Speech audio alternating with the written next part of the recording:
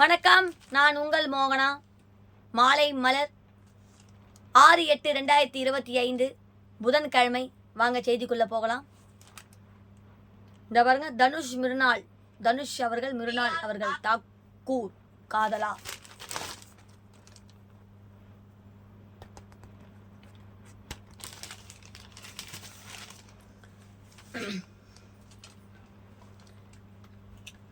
தமிழ் திரையுலகில் முன்னாள் கதாநாயகனாக இருப்பவர் தனுஷ். பாலிவுட் திரையுலகிலும் அறிமுகமாகி படங்கள் நடித்து வருகிறார்.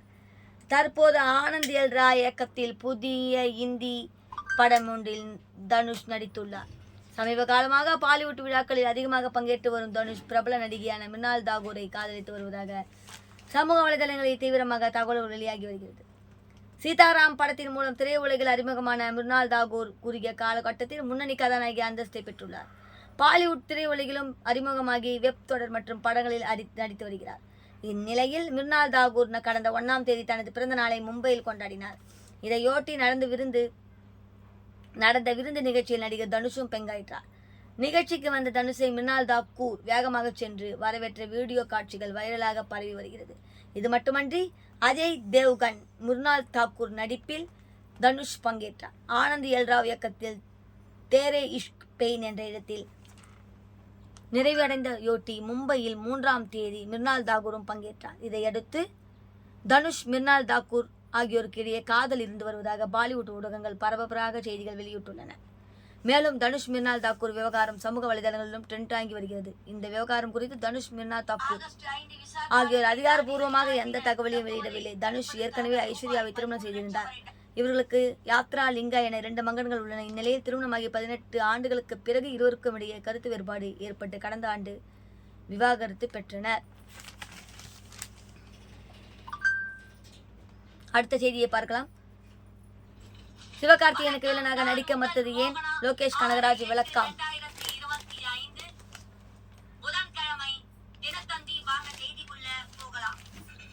மாநகரம், கைதி, விக்ரம், லியோ போன்ற படங்களை இயக்கி தமிழ் திரையுலகில் முன்னணி இயக்குநர்களில் ஒருவராக இருப்பவர் லோகேஷ் கனகராஜ்.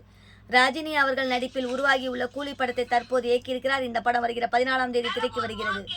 சமீபத்தில் சுத்திகாஷன் அவர்கள் இயக்கத்தில் வெளியான இனிமேல் என்ற தனி ஆல்பத்திலும் அவருக்கு ஜோடியாக லோகேஷ் கனகராஜ் அவர்கள் நடித்திருக்கிறார். இந்நிலையில் அவர் நடிகராக அறிமுகமாக இருப்பதாக தகவல்கள் வெளியாகி வருகிறது. அனிருத் அவர்களும் நடிப்பதாக இருந்தது. ஆனால் சில காரணங்களால் அது நடக்கவில்லை. அடுத்த பல கதைகள் வந்தது. நான் ஏற்றுக்கொள்ளவில்லை. இயக்குனர் என கூறினேன். இதை அடுத்து நான் நடிக்கவிருப்பதாக என கேட்டார். அதற்கு ஆக்ஷன் படம் என்று கூறினேன். இதையடுத்து கேங்ஸ்டர் கதையை கூறியுள்ளார். உடம்பை குறைத்து தாடியை ஷேவிங் பண்ணாமல் இருக்கிறேன். வில்லனாக நடிக்க அழைத்தார்கள். சிவகார்த்திகேயன் அவர்களும் இது என்னிடம் பேசினார். கூலி படத்தின் படப்பிடிப்பு பராசக்தி ஒரே நேரத்தில் நடந்ததால் அதில் நடிக்க முடியவில்லை. இவ்வாறு அவர் கூறினார். அடுத்த சினிமா செய்தி வாங்க பார்க்கலாம். பாலிவுட் நடிகருடன் காப்பி சாப்பிட துடிக்கும் பெண் எம்பி.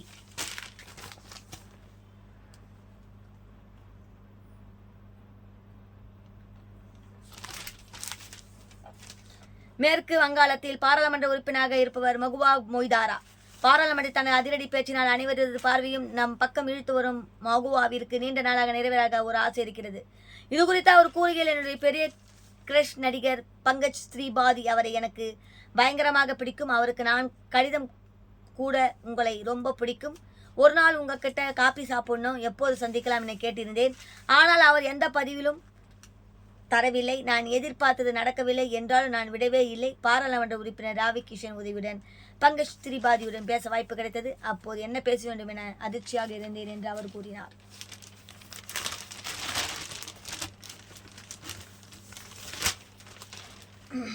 சீனியர்களை ஒதுக்காதீங்க, நடிகை எலிசபெத்.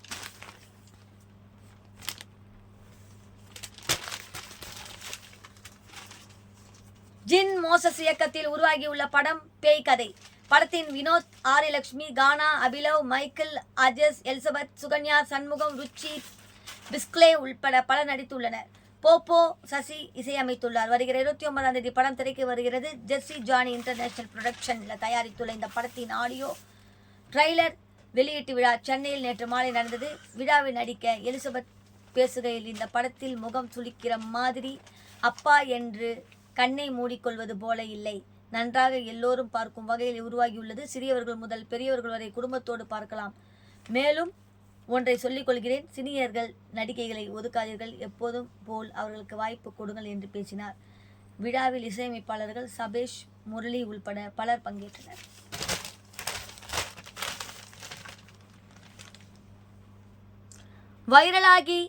அடுத்தது வைரலாகி வரும் ரித்திக் ரோஷன், கியாரா அத்வானி காதல் காட்சிகள். அடுத்தது நியூஸ்.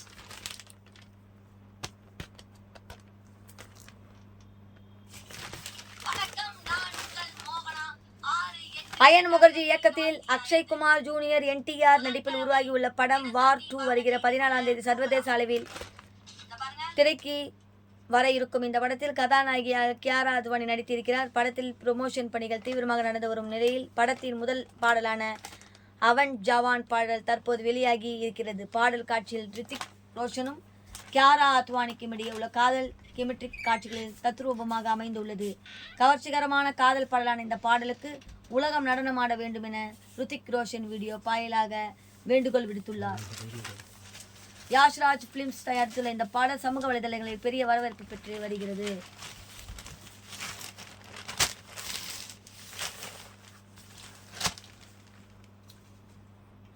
அடுத்தது 7 மாதத்தில் ரூபாய் 110 கோடி சொத்துக்களை விற்க அக்ஷய் குமார்.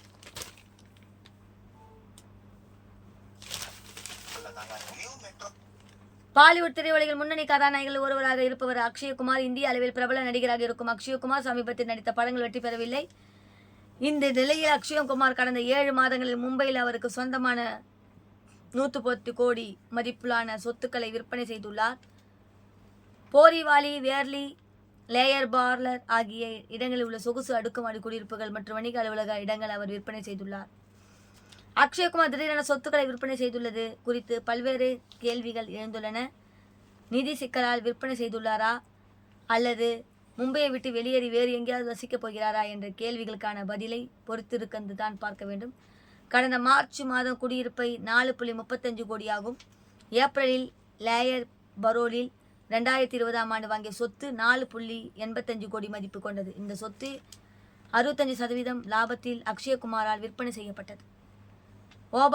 ஓபராய் ஸ்கை சிட்டியில் 2017 ரூபாய் 3.69 கோடிக்கும் வாங்கிய சொத்துக்களை கடந்த ஜூலை 16ஆம் தேதி இப்போது 7.10 கோடிக்கும் விற்பனை செய்தார். இவ்வாறு தகவல்கள் வெளியாகியுள்ளது.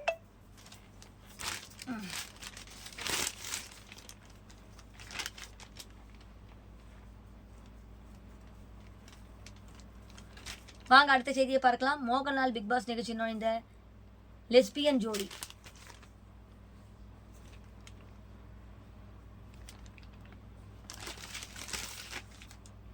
மலையாள பிக் பாஸ் 7வது சீசனை மோகன்லால் அவர்கள் தொகுத்து வழங்கியிருக்கிறார். இந்நிகழ்ச்சியில் வெஸ்லியான ஜோடியான ஆதிலா என்ற பாத்திமா அவர் பங்கேற்றுள்ளனர். பிரபல மலையாள திரையுலக பிரபலங்கள் அனு மோல், RJ பின்ஸ், ரேணு கதி, தி செல் தக்ரெல் ஆகியோரும் இந்நிகழ்ச்சியில் பங்கேற்றுள்ளனர்.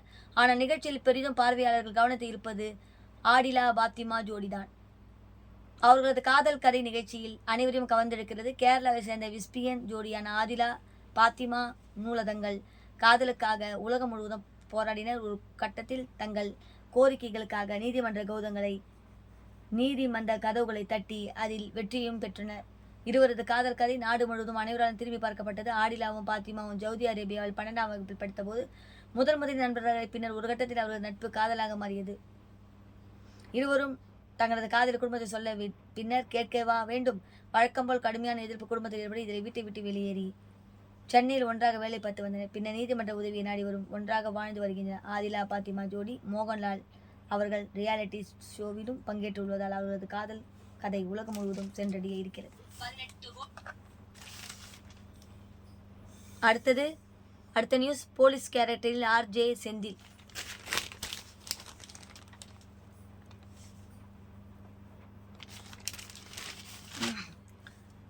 ஹாட்பீட் ஆஃபீஸ், உப்பு, புலி, காரம் போன்ற வெற்றி தொடர்களை வெளியிட்ட ஜியா ஹாட் ஸ்டார் அடுத்ததாக போலீஸ் என்ற அதிரடியான தொடரை வெளியிட்ட இருக்கிறது.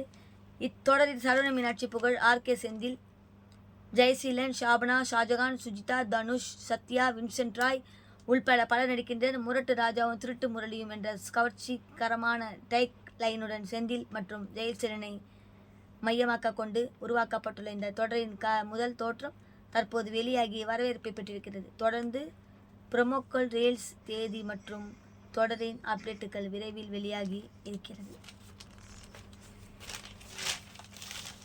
இத்துடன் மாலை மலர் சினிமா செய்தி முடிவடைகிறது. மீண்டும் வேறொரு செய்தியுடன் சந்திக்கிறேன். அதுவரை உங்களிடமிருந்து விடைபெறுவது உங்கள் மோகனா. நன்றி, வணக்கம்.